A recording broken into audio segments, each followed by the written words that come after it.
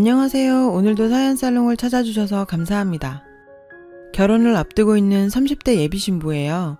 결혼 준비로 한창 바빠야 할 저는 한동안 소송 준비로 눈코 뜰 새 없이 바빴어요. 남도 아닌 제 오빠를 상대로 말이죠. 저희 남매는 제가 7살, 오빠가 9살이던 무렵 아빠가 사고로 돌아가시고 엄마의 보살핌으로 자랐어요.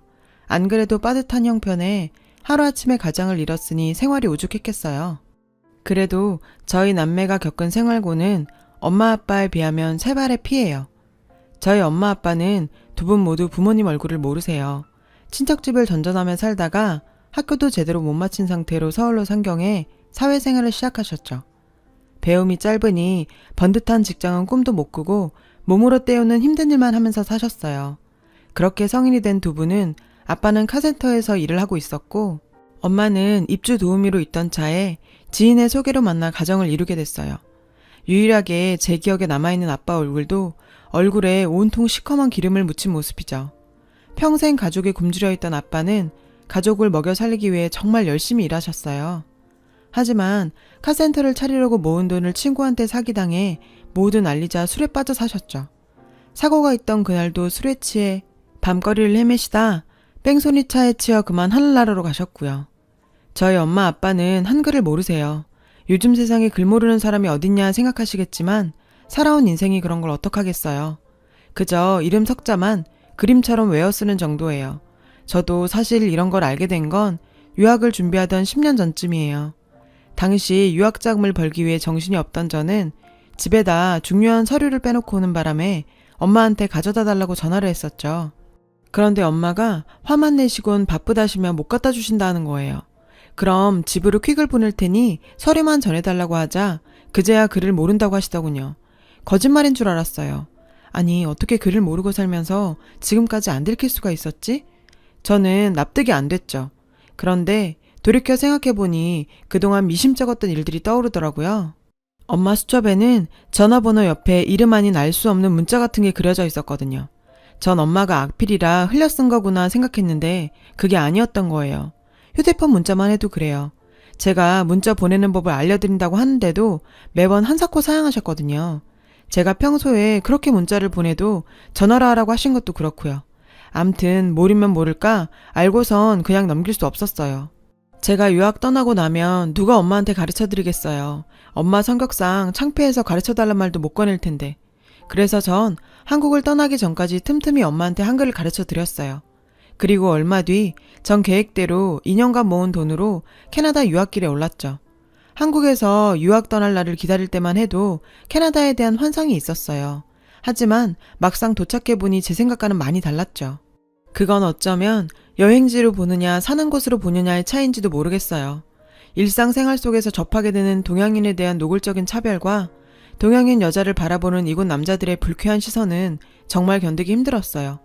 유학생 중에는 이런 이유 때문에 현지 남자친구를 만들기도 한다고 하더군요.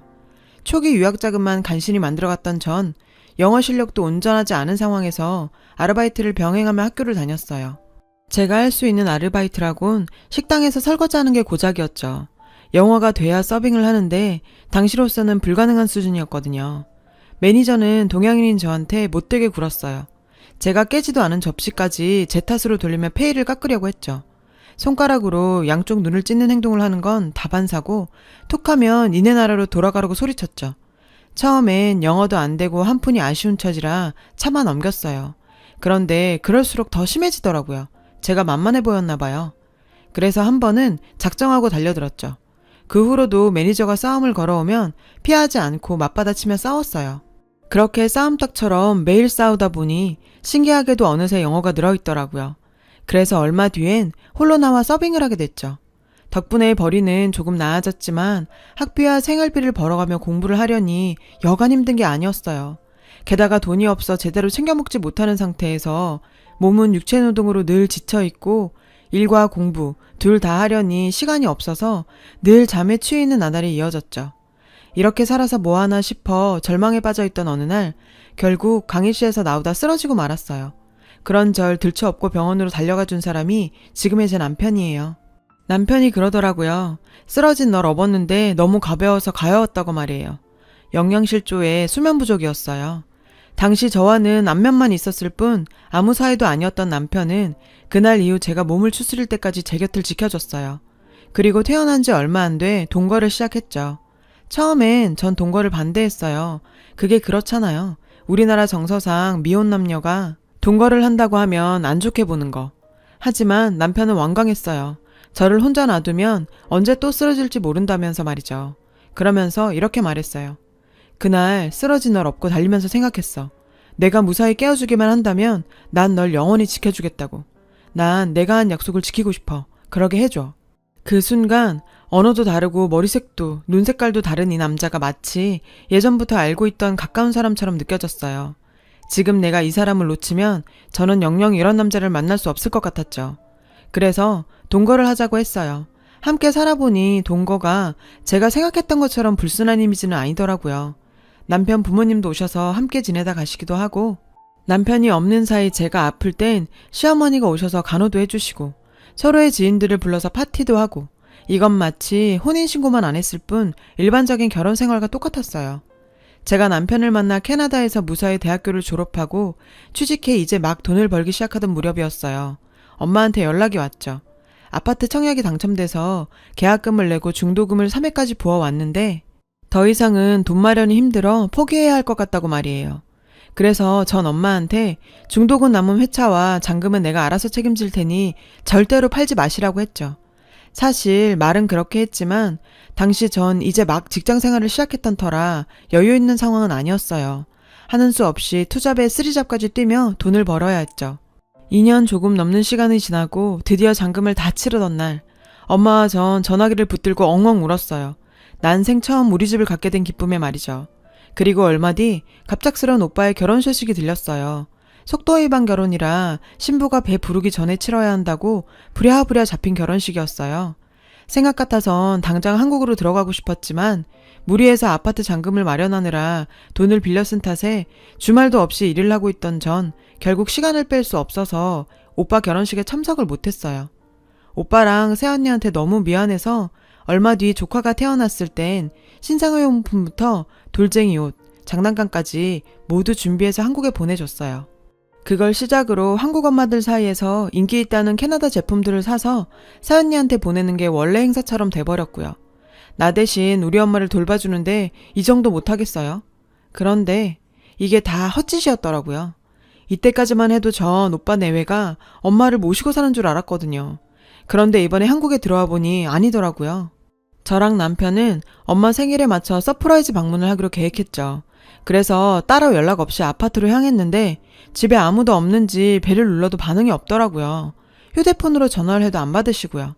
그래서 오빠한테 전화를 했는데 엄마? 엄마 집에 계시지? 근데 왜? 집에 없어. 나 지금 집 앞이야. 집 앞이란 말에 오빠는 엄청 놀라더라고요. 근데 반가워서 놀란 사람이 아니라 뭐 훔쳐먹다 걸린 사람처럼 말이죠. 그제야 오빠는 순순히 불기 시작했어요. 현재 그 아파트에선 오빠 내외만 살고 있다고 말이죠. 오빠가 직장도 변변치 않고 새언니에 비해 학벌도 딸려서 안 그래도 사돈어른은 오빠를 탐탁지 않게 여기셨대요. 그런 중에 속도 위반으로 딸이 임신을 하자 울며 겨자 먹기로 결혼을 승낙을 했지만 시어머니까지 모시고 살아야 한다고 하자 완강하게 결혼을 반대하셨다네요. 결국 엄마가 따로 나가 사는 조건으로 결혼 승낙을 받았다고 하더라고요. 순간 피가 거꾸로 솟구치는 것 같았어요. 결혼을 하자고 엄마를 버려? 게다가 나랑 엄마가 그 집을 어떻게 마련했는데. 집 사서 한번 살아보지도 못하고 아들 내외한테 뺏기고 쫓겨나다니. 엄마를 생각하니 억장이 무너졌어요. 그래서 엄마는 어디 있는데? 아, 그게 오빠는 쉽게 말을 잇지 못했어요. 사실은 말이야, 장인어른이 하시는 갈빗집에 갑자기 일손이 부족해서 말이야. 엄마는 장인이 하는 갈빗집에 설거지를 해주러 가셨다는 거예요. 오빠 말로는 사람 구할 때까지만 잠깐 돕고 있는 거라지만 전 그 말을 믿을 수 없었죠. 오빠가 알려준 주소대로 찾아가 보니 주방 뒤편에 쭈그리고 앉아 설거지하고 있는 엄마가 있었어요. 전 차마 엄마를 부를 수 없었어요. 사돈 가게에서 쭈그려 앉아 설거지를 하고 있는 엄마가 너무 처량해 보이고 가여웠어요. 눈물이 하염없이 흘러내렸어요. 가슴이 먹먹해서 주먹으로 가슴팍을 치는데 그 소리에 엄마가 뒤돌아봤어요. 엄마. 정은아, 내가 어떻게 여길. 엄마는 절 보고는 죄 지은 사람처럼 손가락을 바들바들 떨며 뒷걸음질 쳤어요. 제 옆에 있는 남편을 보고는 놀라서 얼굴을 돌리시더라고요. 사위 앞에서 초라한 모습을 보이는 게 창피해 그러셨나 봐요. 전 달려들어 엄마를 데리고 가게에서 나왔어요. 그리고 아파트로 향했어요. 그 사이 오빠와 새언니가 집에 와 있더군요. 전 오빠한테 어떻게 된 건지 자초지종을 물었어요. 오빠는 주저리 상황을 설명했고 엄마는 중간에 끼어들어 오빠가 그런 게 아니라 엄마 자신이 그렇게 하자고 한 거라며 오빠를 감싸고 들었죠. 아무리 자식이라지만 그땐 엄마가 좀 미웠어요. 안 그래도 이 상황에 피가 솟는데 새언니 반응이 시큰둥한 거예요. 이봐요 아가씨, 나 좀 어이없을라 그래요. 10년 동안 코빼기도 안 보이다가 갑자기 쳐들어와선 뭐 하는 짓이에요? 그리고 우리 아빠 가게에 갔으면 최소한 인사는 하고 왔어야 되는 거 아니에요? 더군다나 아무리 화가 나도 그렇지 남의 영업집에서 바쁜 점심시간에 사람을 빼가면 어떡해요? 누구 장사 말아먹을 일 있어요? 당장 우리 아빠한테 가서 사과해요. 무식한 것도 정도가 있지. 어떻게 된 게 이 집 식구들은 하나같이 상식적인 사람이 없어?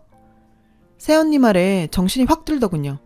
아, 이런 사람한테는 예의 따질 것도 없고 받은 대로 돌려주면 되겠구나 하고 말이죠. 새언니 말 잘 들었어요. 언니는 상식적인 사람을 좋아하시나 봐요.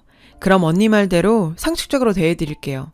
언니 우리 오빠한테 겁탈당했어요? 아니죠? 합의하에 열이 가진 거죠? 그럼 속도 위반이 오빠 탓만은 아니네요. 그리고 언닌 결혼할 때 혼수 뭐 해왔어요? 집안에 있는 가전기구며 소파, 침대까지 언니가 해온 거 아니죠? 우리 엄마가 해준 거죠. 더 정확히 말하자면 내가 뼈 빠지게 벌어서 붙여준 돈으로 산 거죠. 알죠? 이상하네요. 상식적인 걸 좋아하는 언니가 어째 행동은 그렇게 몰상식하게 했대요. 그리고 툭하면 기우는 결혼이네 학벌이 어떻고 집안이 어떻고 하는데 막말로 가문 좋고 학벌 좋고 직업 변변한 사람이 왜 언니 같은 사람이랑 결혼하겠어요? 언니가 직업이 있어요? 능력이 있어요? 하다못해 인성이라도 좋으면 말도 안 해. 자기 자신은 쥐뿔도 아니면서 공들여갖고 남의 인생에 무임승차할 생각 하지 마세요. 참 이런 일 있었다고 이혼한다 어쩐다 네가 손해보는 소리 하지 말아요. 내가 보기에 언니랑 오빤 천생연분이거든요. 능력은 없는 게 욕심은 많아서 남의 걸로 배 채우고도 고마운 줄 모르는 파렴치한. 이 기집애가 말이면 다야? 네가 외국 나가서 공부 좀 했다고 오빠 얘기를 우습게 하는 모양인데 까불지 마 이 집애야. 왜? 쪽팔리긴 하니? 그럼 그딴 짓은 하지 말았어야지. 결혼은 둘이 했는데 왜 내가 니들 때문에 혼자 독박을 써야 되는데 왜 엄마가 니들 때문에 그런 더러운 꼴을 당해야 되는데 그러고도 네가 인간이라고 할 수 있니? 지금까지 엄마한테 뭐 해준 게 있다고 엄마를 이렇게 부려쳐먹어. 능력이 없으면 없는 대로 살아. 남이 피땀 빼다가 먹고 살 생각하지 말고. 아 참, 사돈 어르신을 보니 언니 같은 인간이 어떻게 나왔나 단번에 알겠더라. 어떻게 돼먹은 사람이 사돈을 데려다가 자기 가게에서 설거지를 시켜? 돈은 주고 부린 거 맞아요? 아니죠? 저요 노동청에 신고할 거예요. 사대보험 없이 무임으로 사람 부렸지? 아까 보니 설거지하는 곳 위생상태도 엉망이던데 손님들 식중독 걸리기 전에 내가 신고해야겠네. 사돈 어른께 전화하세요. 지금 당장 와서 우리 엄마한테 사과하시라고. 안 그러면 바로 노동청에 신고한다고. 알았어요? 어머 아가씨 그건 너무 막무가내 아닌가요? 어떻게 우리 아빠 보고 그런 걸 시켜요? 그럼 새언니는 어떻게 우리 엄마한테 그런 걸 시켰어요? 당신 부모는 귀하고 남의 부모는 안 귀하죠? 평소에 학벌 좋다고 그렇게 잘난 척했다던데 학벌 타령하기 전에 인간부터 돼야죠. 정은아, 너 올케한테 무슨 말을 그렇게 해. 암튼 이번 일은 오빠가 잘못했어. 그래도 형제지간에 이러는 건 아니지. 우린 가족이잖아. 오빠, 사태 파악 안 돼? 이제 와서 형제? 가족? 너한테 엄마랑 내가 가족이긴 하니? 오빠 네가 제일 나빠. 더 이상 긴 말 안 할게. 이 집 명의 내 앞으로 돌려놔. 이 집 사는데 10원짜리 한 장 안 보탠 주제에 어디 내 아파트를 날려 먹으려고? 그리고 당장 짐 챙겨서 내 집에서 나가줘. 이 집은 내가 엄마 위해서 산 집이니까 당장 나가! 표정 하나 안 바뀌고 퍼부어대는 절 보고 오빠 새언닌 사태의 심각성을 깨달았는지 버티다 막판에 무릎 꿇고 싹싹 빌면서 잘못했다고 하더군요. 연락받고 온 사돈어른도 엄마한테 죄송하다고 사과를 하고 갔고요. 유학 초창기 시절 매니저랑 싸우면서 터득한 싸움의 기술이 오늘에 와서 이렇게 유용하게 쓰일 줄은 몰랐어요. 결혼도 하기 전에 우리 집에 치부를 다 보게 된 남편은 꼭 스페인 드라마를 본 것 같다고 하더라고요. 우리나라도 막장 드라마로 유명하지만 외국에선 스페인 드라마 하면 막장으로 엄지척이거든요. 남편한텐 정말 창피했어요. 이런 꼴 보이려고 데려온 건 아닌데 그나마 언어가 통하지 않아 자세한 내막 전달이 안 된 건 다행 중에 다행이에요. 그리고 드디어 결판이 났어요. 오빠 새언니가 아파트 명의를 돌려주지 않아서 아파트 명의 변경 부동산 소송을 진행 중이었는데 제가 승소했어요. 하긴 처음부터 말도 안 되는 소송이었죠. 그리고 저희는 결혼하고 한국에서 몇 년간 살기로 했어요. 그동안 고생만 해온 엄마랑 몇 년만이라도 여유롭게 살아보고 싶었거든요. 다행히 전 한국에서 새 직장도 얻었고 남편은 회사에서 재택근무 승인을 받아서 다음 달 한국으로 들어오기로 했어요. 오빠네랑은 인연을 끊고 살기로 했어요. 사돈어른이 이혼을 시키네 마네 말이 많았다는데 소녀딸을 생각해서 참았다고 하더라고요. 대신 그 집에서 머슴처럼 살게 됐다나 봐요. 전 아직도 오빠가 엄마한테 한 짓을 용서할 수가 없어요. 엄만 글쎄요. 내색은 안 하시지만 속으론 많이 걱정하시겠죠. 몇 년 뒤 제가 캐나다로 돌아가면 그땐 왕래하며 지내실 수도 있고요. 거기까지 제가 막을 순 없잖아요. 그건 엄마의 선택이니까요. 얼마 전부터 저희 엄마는 주부학교에 다니세요. 형편이 어려워서 학업을 진행하지 못했던 분들을 위한 학교라 엄마 연배분들도 많고 커리큘럼도 다양하고 좋더라고요. 진작 알았으면 좀 더 일찍 보내드리는 건데. 엄마는 책상에 앉아 수업을 받으려니 어린 시절로 돌아간 것 같아서 학교 가는 게 그렇게 좋으시대요. 봄 되면 소풍도 갈 거라고 어찌나 좋아하시던지. 초등학교 과정을 마치면 중고등 과정도 도전하시겠다고 학구열을 불태우세요. 오랜만에 한국에 돌아와 엄청난 일을 겪긴 했지만 그래도 엄마의 새 출발을 지켜볼 수 있어서 다행이었어요. 지금까지 제 사연 들어주신 여러분 감사합니다. 여러분 사연 댓글에 응원과 현명한 조언 부탁드려요. 좋아요와 구독은 저에게 큰 힘이 됩니다. 오늘도 좋은 일 가득하세요.